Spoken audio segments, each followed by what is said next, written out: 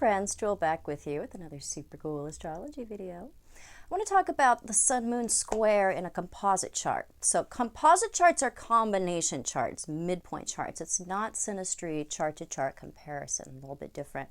So it's the natal chart or the birth chart of the relationship itself. It's the themes both people are experiencing.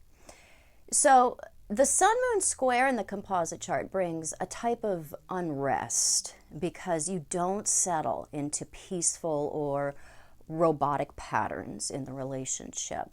Now, this can work actually really well in a non-sexual or a non-romantic relationship because it can fuel the creativity between the two of you. In a relationship where we expect to be attached at the hip or have a lot of expectations or have a lot of ideas about what the relationship is going to be about or to bring us, this aspect can create some tension.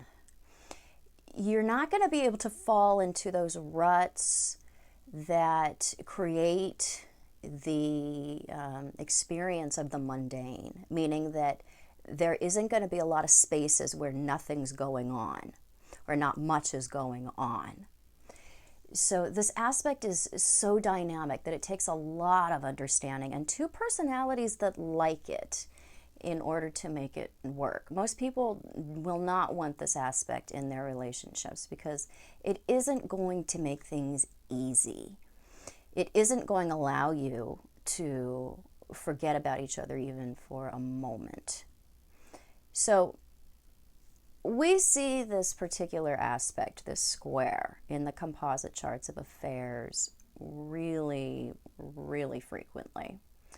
The reason for this is that it causes an interest, an ardent interest that arises very, very quickly. It has this type of fascination driving it. So we want to engage with each other very badly, and it's so enticing to our desire for change and something new. It's very, very difficult to resist engaging in this type of square if we have other things going on, because we have to have other links. This alone is not going to create the conditions for an affair. And we have to have two natal charts that have some kind of proclivity towards that, or maybe it's, a certain type of life, a time frame of life that this is happening. So we have to look beyond the square, but this is something that we find in combination in covert types of relationships. So this spunky theme is going to permeate the entirety of the relationship should it last. Typically, the square does not work if there isn't a lot of practical reasons for coming together. Most of the time when we see the square in a composite chart, also, that composite chart will have hard Neptune aspects to personal planets. Again, there's the affair type of issues that are coming into things that make this kind of square really turn on. So when we do have a lot of Neptune or even Pluto coming in, we can see high idealism and not a lot of staying power. So this aspect causes such a fervor that it makes sense, while it's going on, the heat and the interest, it makes sense to come together. So it can show up in impulsive blendings between two people. So it's generally not gonna work in that type of relationship because you're fundamentally incompatible with the square anyway. That is the truth of it. It doesn't mean it can't work, but it does mean that the ways in which you respond and service each other's needs and wants is not what is natural to the two of you. So if there aren't other things besides that fervor that is going on here, things that are linking you for practical reasons, or your vision for your lives doesn't match, you are going to have a hard time making this square work.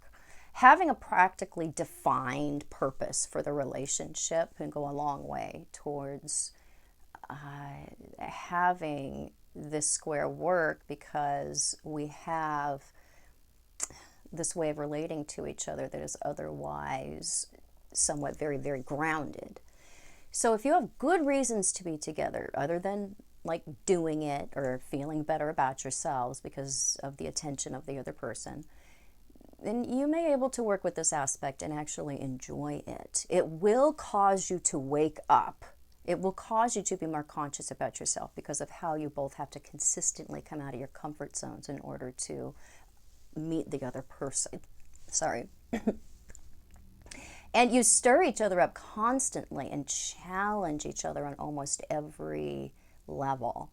So again, in the beginning, it seems like something you can't get enough of, but it's a lot like eating chocolate for every meal. You will eventually get enough. So it depends on who you personally are.